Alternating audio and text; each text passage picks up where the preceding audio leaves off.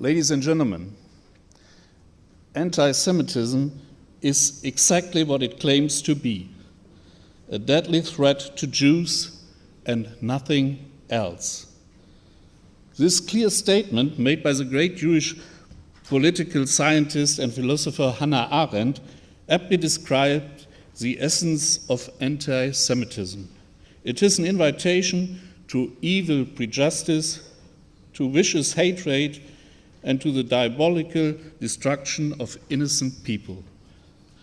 The manic obsession with which anti-Semites through the ages have cultivated their conspiracy theories and come up with ever new ideological narratives for hatred of Jews must never distract us from the sinister truth. Anti-Semitism has been always and in every form a deeply unenlightened force that speaks to the basest instincts and that has given license for brutality and vulgarity through the century. Hannah Arendt warns us that anti-Semitism, behind all its ideological, pseudo-religious and pseudo-scientific smoke and mirrors, focuses only on one thing in the end: persecuting and destroying Jewish life. Jewish people know this only too well from bitter experiences. Hence, the foundation and the prosperity of the State of Israel was a visible expression of the intention to never again become the helpless object of anti-Semitic persecution, but to be the master of its future history. Never again. In this context, this always meant never again defenseless. However, exactly 1 year ago, on 7th of October 2023, the most despicable and malicious act of Hamas led to what was as unthinkable as it is unforgivable: the mass murder of innocent people, citizens of Israel, on their own soil through brutal terrorist attacks perpetrated by air, sea, and land. The figures alone, and you all know that very well, almost 1,200 people killed, thousands injured, and more than 240 hostages of all ages and sexes in the hand of their tormentors, can only quantify the horror. The real dimension of this massacre is quite simply beyond any description. In a time already filled with serious news and sad images, the horrific news and the images that reached the global public from Israel and the Gaza Strip were unprecedented and deeply shocking. I know the images and evidence that do not only leave no room for doubt about the atrocities committed by Hamas, but that also raise irreparable doubts when it comes to believing in the humanity of the perpetrators. The terrorists, in their diabolical efforts to publicly humiliate and degrade their innocent victims, instead showed their own disgusting dehumanization. On 7th of October, nothing less than an abyss of evil opened up as a barbaric core of anti-Semitism and terrorism merged in a perverse way: hatred, bloodlust, and the wish of destruction. All skeptics and critics of the Israel's doctrine were taught in a drastic way that in the end, robust security alone offers protection from anti-Semitism and terrorism. They have acknowledged that the emphatic appeal "never again" becomes an empty phrase at the latest at the moment when it does happen again. It is all the more shameful that anti-Semitism is keeping with its nature that is resistant to reality. Once more successfully connects with currently influential schools of thoughts such as politically activist post-colonialism. It was absolutely revolting to see, after what a short period of time, the mass murder perpetrated by a religious fanatic terrorist organization was toned down and reinterpreted as a struggle for freedom of a gang of murderers who openly committed and showed rape and desecration. Let me refer once more to Hannah Arendt, who in much-noticed TV interview in 1964 attached great importance to stating precisely what really shocked Jews to the core after the Nazi-sized power. Quote, "Today, people often think that the shock felt by the German Jews in 1933 can be explained by the fact that Hitler seized power. Now, as far as I and those of my generations are concerned, I can say this is a strange misunderstanding. That the Nazis are our enemies. My goodness, we didn't need Hitler's seizure of power to understand that. The problem was not what our enemies were doing, but what our friends were doing." Unquote. Ladies and gentlemen, the problem was what our friends were doing. The bitter complaint about that past failure, about the passive tolerance of the unthinkable, brings home to us that never again can only mean never again silence, but speaking the truth about the perpetrators. Never again lack of courage, but robust resistance. Never again solidarity without also taking action. And for these reasons, I would like to thank you, Professor Reichmann and Professor Ganor, and your institute most sincerely to inviting me to Israel. Not just as the Director General of a German security agency and as a reliable partner of the Israeli services, but also because of my own personal relationship with your country. I highly appreciate the opportunity on this anniversary both to show the deep bond I feel and also to clearly say what needs to be said. Israel was not just attacked out of the blue, but was a victim of brutal barbarity. Israel has every right to defend itself. In this justified defense against anti-Semitism and terrorism, Germany stands firmly by the side of Israel people.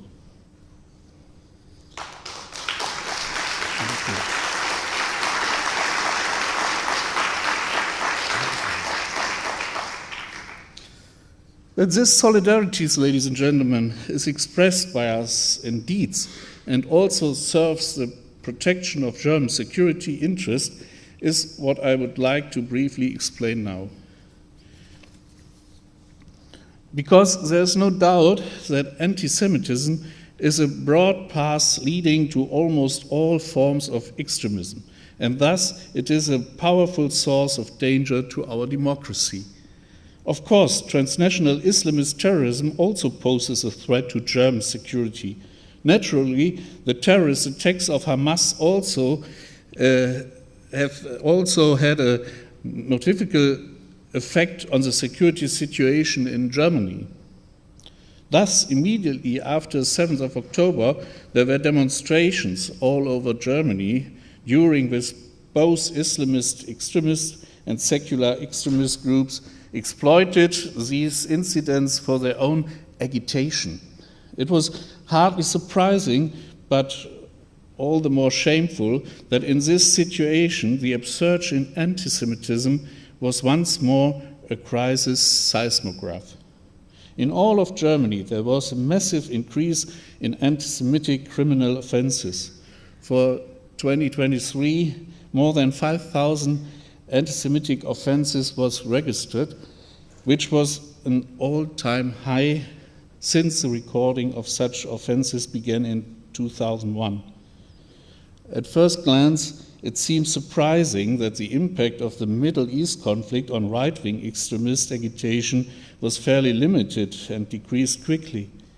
In spite of that, anti-Semitism in all its forms has always been a key and constant characteristic of right-wing extremism, exciting regardless of external developments. Without a doubt, foreign extremists, actors, use the crisis in the Middle East to propagate hatred of Israel and anti-Semitism in this context. Time and again, statements to that effect have been made at events during which emotions have run high.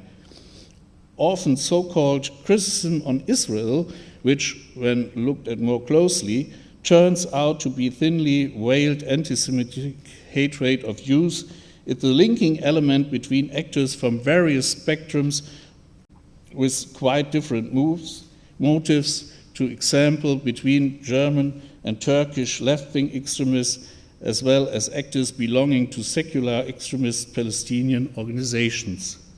To sum up, it can be said that anti-Semitism is currently very present and active in all forms of extremism. 1 year after the Hamas attack, protests have decreased considerably, but we have observed that individuals display an increasing readiness to use violence. The idea of readiness to use violence brings us to the field of jihadism and Islamist terrorism. In Germany, too, we have seen that since 7th of October, in the entire Islamist extremism spectrum, criticism of Israel actions has been mixed with anti-Semitic stereotypes to create a common frame of reference and to clearly lay the blame at Israel's door.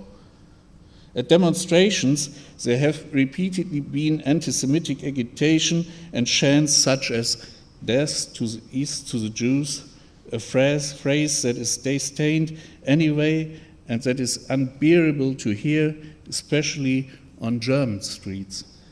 Even groups which previously had no political agenda relating to the Middle East conflict have now discovered the considerable potential to stir up emotions, to polarize, and to radicalize so far more moderate groups of their milieu. Moreover, international jihadist organizations such as Al-Qaeda and so-called Islamic State have increasingly called for attacks worldwide. In the German-speaking jihadist scene, too, there have been such calls for violence.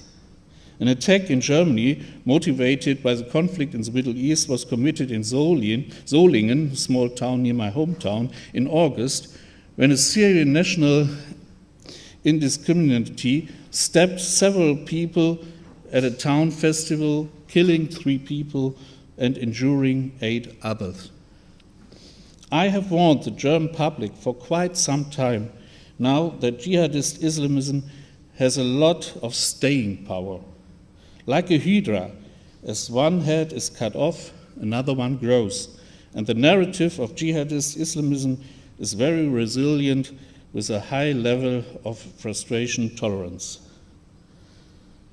After clear setbacks, Islamist terrorist extremism shows strategic patience as they work towards creating new jihad theaters, or they wait for trigger events such as the current crisis in the Middle East to revitalize their propaganda and to mobilize their followers. According to our assessment, since 7th of October, for Israel and Jewish targets too, the overall threat in Germany has increased. Ladies and gentlemen, I have talked about the necessity for solidarity, which needs to show itself through deeds. And thus, I do not just want to describe the threat situation from the German perspective, but I also like to continue our countermeasures. For this purpose, I would like to quote the former Israeli ambassador to the UN and former Israeli President Chaim Herzog, who already nearly 50 years ago, on 10th November 1975, emphasized in front of United Nations General Assembly that hatred and ignorance are the 2 evils which menace society in general and a society of nations in particular. In the digital age, which has been shaken by multiple crises, these words have lost none of their validity. On the contrary, thus, in line with its statutory mission, our intelligence service does not just investigate hatred and disinformation, but also resolutely fights extremism and anti-Semitism in all its fields of work, both in real world and in the cyberspace. As we do so, we inform the public with maximum transparency. We publish situation reports on anti-Semitism in which we name its overt and covert forms, its originators, and the way in which it is spread. In right-wing extremism, time and again, groups have formed that security agencies have been able to smash in their early stages. However, in this fight, we do not make the mistake of only looking at acts of violence. We consistently also focus on actors in the gray areas, such as those belonging to the new right, who actively try to make extremist ideas acceptable in mainstream society. In addition, by providing intelligence, we also make contribution to procedures to ban associations and their activities. For example, 4 years ago, the Federal Ministry of Interior imposed a ban of the activities in Germany of Hezbollah as a terrorist organization. Then, on 2nd of November 2023, followed by the ban of the activities of the terrorist organization Hamas, as well as the international Zamidun network, which had spread anti-Semitic propaganda in the context of the Middle East crisis. And in July, the Islamic Center Hamburg was closed down, and this center and its sub-organizations in all of Germany were banned. This center had been an instrument of Tehran, which has supported the terrorists Hezbollah and spread anti-Semitic narratives. In all of these cases, our service was extensively involved.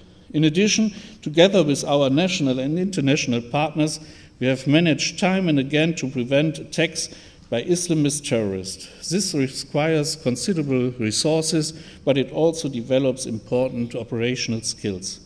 And we cooperate efficiently to counter intelligence threats to protect both German and Israeli security interests.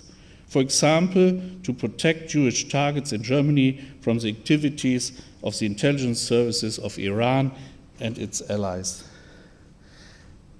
Especially these successes in averting danger are based on strong strategic alliances and joint interests.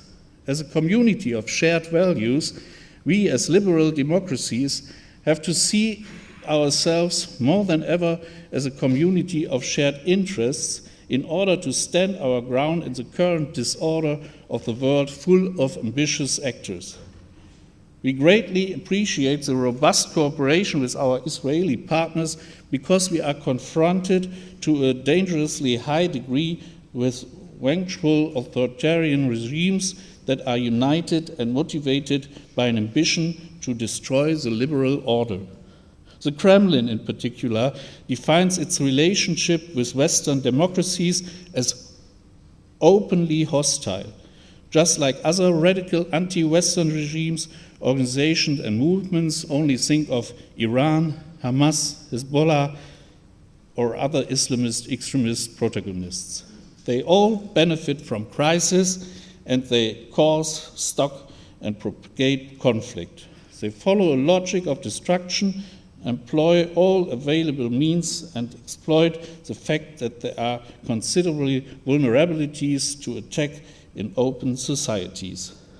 Ladies and gentlemen, in Israel, you are as experienced as successful in reducing any vulnerabilities to attack.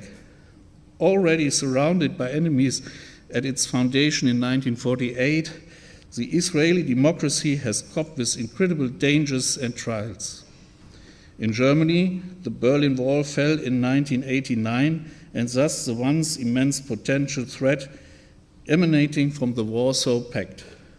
For 35 years now, we have considered ourselves to be surrounded by friends. And now, in the face of multidimensional Russian aggression and the return of war to Europe, we need to develop and internalize a hostility approach to security. holistic approach to security. We have to investigate risks preemptively, shed light on complex constellations, and cultivate strong partnerships. The logic followed by our opponents has been expressed in a drastic and cruel way by the Russian war of aggression and the willingness of Hamas in wreak havoc on Israel's soil. It is accompanied by lies, propaganda, and disinformation in order to disguise the irrational work of destruction.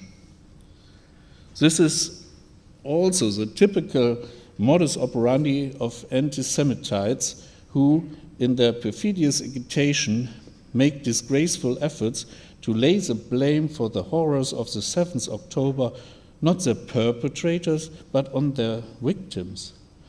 I hope that I have been able to convince you that this has had no effect on us, and we would focus all our strengths on the perpetrators to shed light on their machinations. For we see the anti-Semitic attacks on our Jewish fellow citizens also as an attack on ourselves, on our liberty, on human dignity, and our free democratic basic order. It is a particular duty of all Democrats to actively take responsibility for the safety of Jewish life in Germany, instead of only emphasizing its importance. This is a lesson from our history and our maxim for the present. Thank you for your attention.